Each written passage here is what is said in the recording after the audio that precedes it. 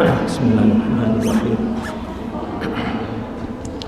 Assalamualaikum warahmatullahi wabarakatuh. Alhamdulillah, wassalatu wassalamu ala rasulillah wa ala alihi wa sahbihi wa walah, wa la hawla wa la quwwata illa billah. Rabbi shrah li sadri wa yassir li amri wahlul 'uqdatam min lisani yafqahu qawli. Rabbi zidni 'ilma warzuqni fahma. Amma ba'd. Hadirin hadirat jamaah salat zuhur Masjid Ar-Rabbaniyin yang saya hormati semuanya, terutama para pimpinan yang menjabat mulai direktor sampai ke unit-unit yang ada. Alhamdulillah, kita semuanya masih diperkenankan oleh Allah Subhanahu wa Ta'ala bisa melaksanakan puasa Ramadan, bisa berjamaah, bahkan bisa mengaji. Tentu ini satu hal anugerah yang sangat besar bagi kita semuanya. Kemudian kita ikhlas untuk melaksanakan ibadah puasa ini dengan berbagai kegiatan-kegiatan yang lain, termasuk pengajian kita ini. Teringat oleh saya dan sudah pernah saya sampaikan juga bahwa orang yang pergi ke masjid di sana ingin mendengarkan nasihat-nasihat agama atau pengajian, maka dia sama juga pergi haji pahalanya. Dan tidak mudah dan secara sempurna tanpa kurang apapun. Kalau kita pergi haji belum tentu diterima oleh Allah Subhanahu wa Ta'ala. Tapi kalau niat ngaji malah kalau ikhlas tanpa biaya, tanpa mendaftar, pahalanya nilainya sama dengan berhaji. Hadirin yang dirahmati Allah Subhanahu wa Ta'ala, ya, dalam kaitannya dengan pengajian ini saya kebagian membaca isi daripada kitab Nasaihul Ibad, nasihat-nasihat untuk kita semuanya sebagai hamba Allah Subhanahu wa Ta'ala. Nasaihul Ibad jamak dari kata nasihah. Kata nasihat sudah diterima oleh kita sebagai bahasa, sudah kita bakukan dalam kamus besar bahasa Indonesia. Jadi tidak aneh pengertian nasihat. Mudah-mudahan kita semuanya termasuk orang yang mudah menerima nasihat.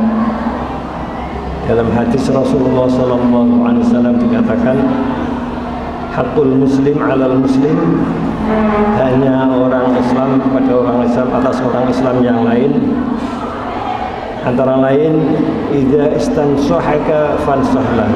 Artinya kalau ada saudara kita seorang muslim sama muslim minta nasihat, maka nasihatilah dia.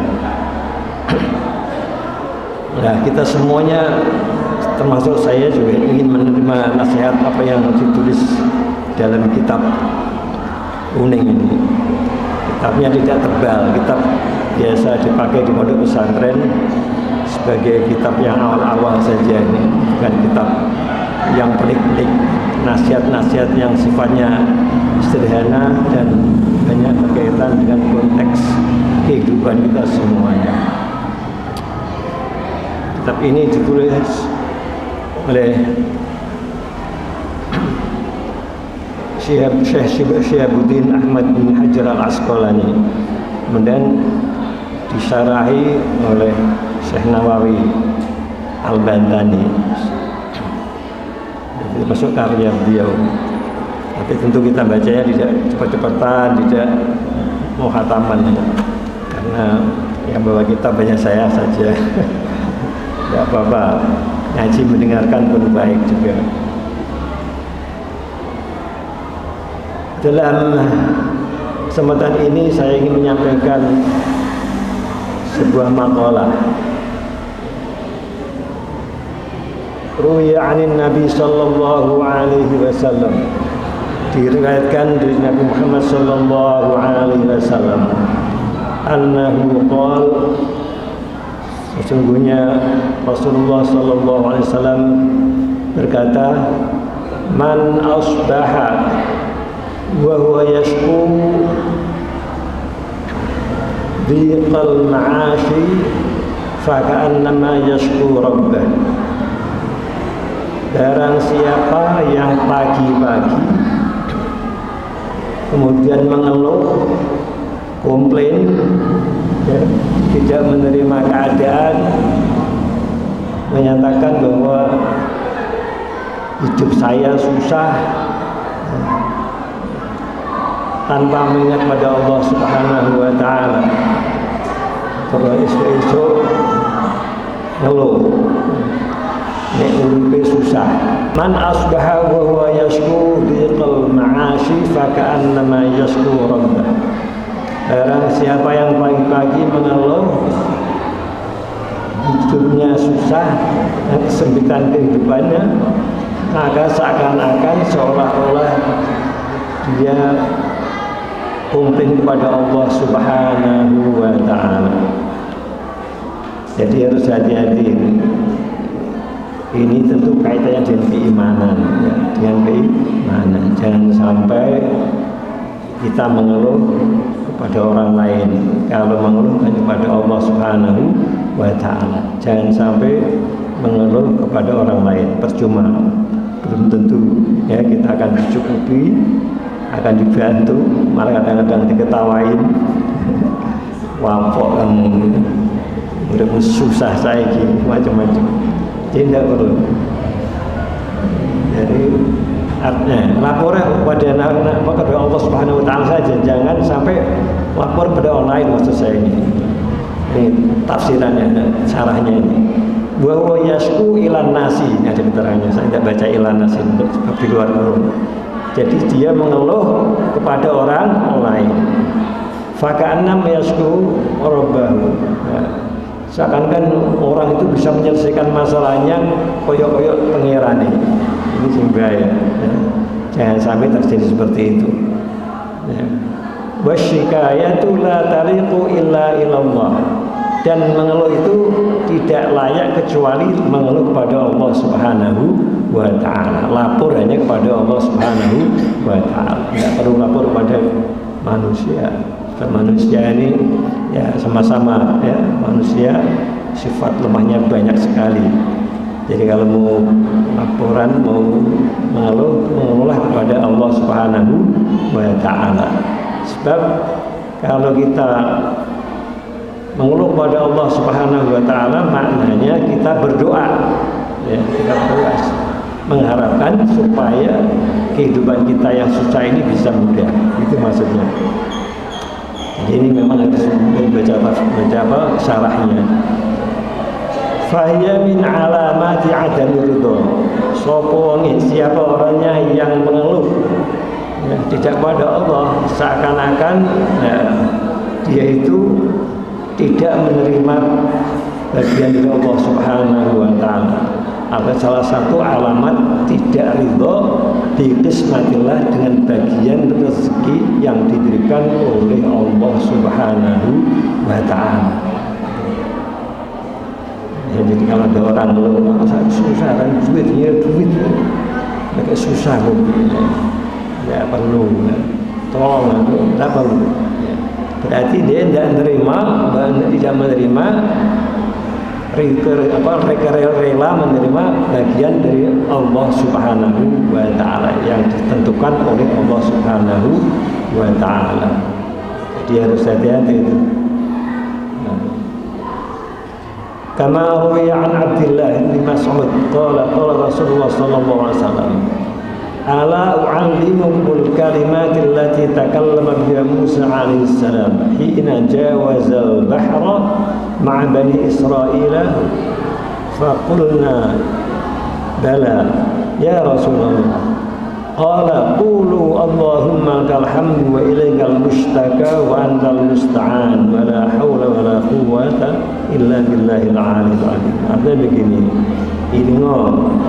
ingatlah kamu, saya mengajari kamu ya, kata-kata atau kalimat yang pernah diungkapkan oleh Nabi Musa alaihissalam ketika menyeberang laut bersama Bani Israel.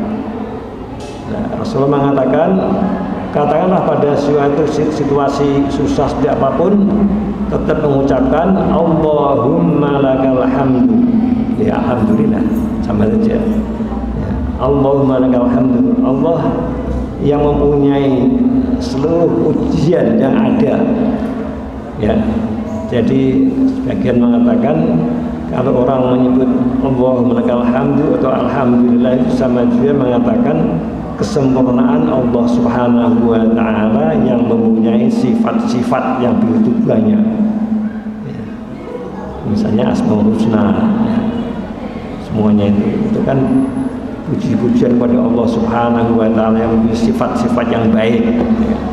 Jadi kita ini mengucapkan alhamdulillah itu, dalam kata alhamdulillah terkandung di dalamnya itu sifat-sifat Allah Subhanahu wa ta'ala, diringkas dengan alhamdulillah. Maka kita perlu membiasakan dalam keadaan apapun baca alhamdulillah. Ala kulli hal alhamdulillah, atas segala sesuatu kita ucapkan segala puji bagi Allah Subhanahu wa ta'ala. Jadi kata-kata pujian yang ada itu semuanya milik Allah Subhanahu wa ta'ala. Wa ilaikal mustaka, dan kepadamu lah ya Allah tempat mengadu, tempat mengeluh. Coba biasa dibaca dalam doa-doa untuk membuka doa kita, terutama tengah malam. Tengah malam sholat tahajud baca doa ini. Allahumma lakal hamdu wa ilaikal mustaka wa antal musta'an, dan Engkau ya Allah zat yang dimintai pertolongan. Wala haula wala quwata illa billahil aliyil azim. Tidak ada daya dan kekuatan apapun kecuali pada Allah, atau dari Allah, ada diri Allah Subhanahu wa ta'ala. Jadi jangan berpikir macam-macam. Kalau kita dalam keadaan susah apapun, jangan lupa baca alhamdulillah, alhamdulillah. Dan kita diajarkan setiap habis sholat wiridan kita baca alhamdulillah sampai 33 kan. Itu tolong ya, habis sholat itu dibiasakan doa itu, penting sekali itu. Alhamdulillah. Nah, subhanallah 33 kali, alhamdulillah 33 kali, kemudian Allahu Akbar 33 kali. Nah, ini orang yang baca apa yang saya sampaikan tadi itu semua dosanya diampuni oleh Allah Subhanahu wa ta'ala. Digambarkan meskipun dosanya itu sebanyak buih laut sebanyak buih laut, tapi kalau kita baca ya tasbih, baca tahmid, baca tahlil, dosa-dosa tadi hilang semua. Kemudian kita lanjutkan sedikit. Qala al-A'mash, Syekh al-A'mash mengatakan, A'mash ini Syekh salah satu tabi'in, tabi'in, huwa tabi'iyun, ada seorang tabi'in dari Irak, Al-Kufi, orang Kufah. Dia mengatakan, fama taraktuhunna, saya tidak pernah meninggalkan bacaan tadi, ya kan? Alhamdulillah, Allahumma alhamdu wa ilaikal mustaka wa antal musta'an wa la haula wa la quwwata illa billah. Jadi dibaca terus oleh Ahmad setelah dia diajari oleh saudaranya min Syaqiqi al-Asadi, dari saudara kandungnya seorang alim juga, yaitu Al-Asadi Al-Kufi. Jadi namanya Abdullah radhiyallahu anhu. Qala al-A'mash, atani atin, datang kepada saya seseorang. Atin orang yang datang. Fil manami, di dalam tidur saya. Faqala, dia mengatakan, ya Sulaiman. Jadi namanya Al-A'mash ini Sulaiman. Namanya Sulaiman. Ya Sulaiman, zid fi hadhil kalimat, tambahi di susunan kalimat tadi.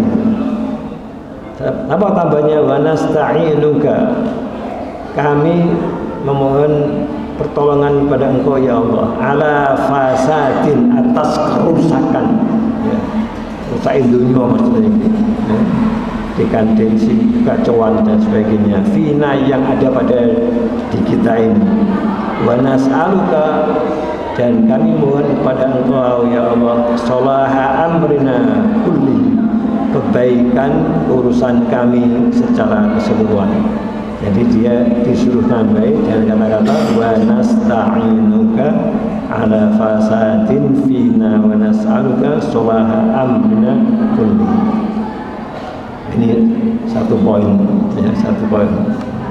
Karena ini dibagi-bagi dalam kitab ini ada sunai, ada sulasi, ada rubai. Artinya isinya tuh, kontennya tuh 2 item atau 2 hal penting, 3 hal penting, 4 hal penting. Tapi ini bab sulasi. Kemudian selanjutnya itu satu poin. Waman asbahat, dan barang siapa yang pagi-pagi dakhala fis shabah li umuri dunya, karena urusan-urusan dunia, hazinan, dalam keadaan sedih, hale sedih, faqad asbaha, maka berarti dia pagi-pagi itu sakhitan 'ala Allah, dia marah kepada Allah Subhanahu wa taala. Jadi kalau pagi-pagi ya, mulai subuh bangun pagi-pagi pikiran dunia, ya, urusan dunia saya pikir, merasa susah, ngadepi dunia susah, tidak gembira. Jadi artinya hendaknya kita ini, setiap kita ini usahakan kita gembira, setiap bangun gembira, ya, bahagia lah, jangan sampai ada orang susah.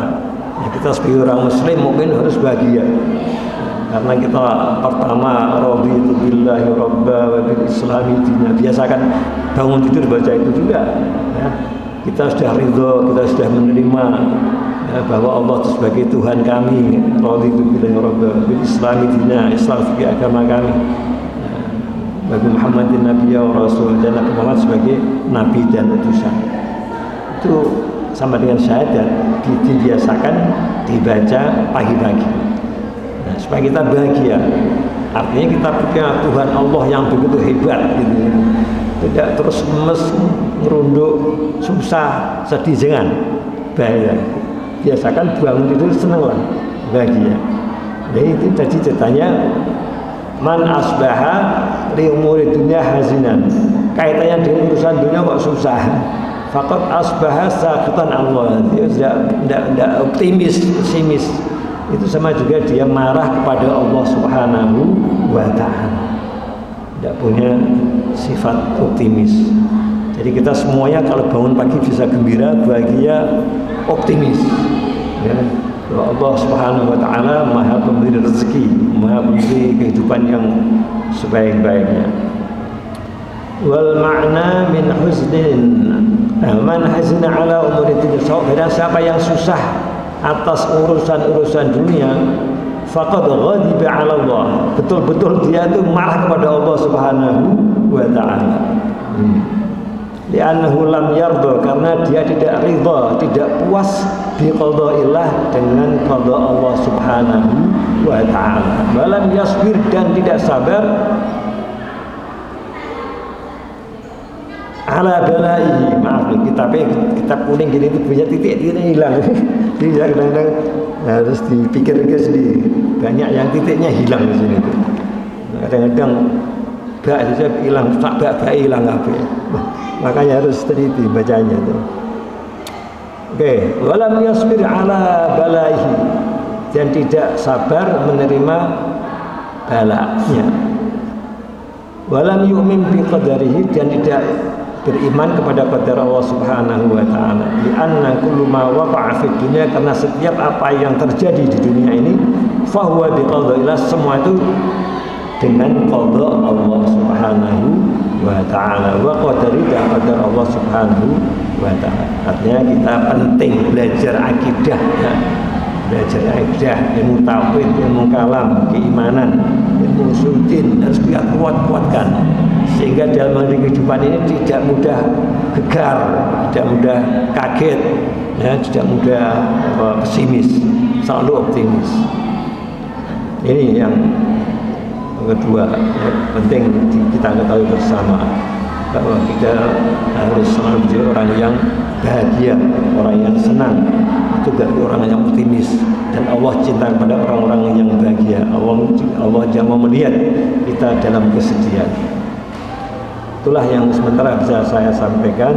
Mudah-mudahan ada manfaatnya untuk kita semuanya, dan kita akan selalu mendapatkan anugerah dari Allah Subhanahu wa ta'ala, baik itu kesehatan, rezeki, dan lain-lainnya. Amin. Allahumma amin. Wallahul muwaffiq ila aqwamit thoriq. Wassalamualaikum warahmatullahi wabarakatuh.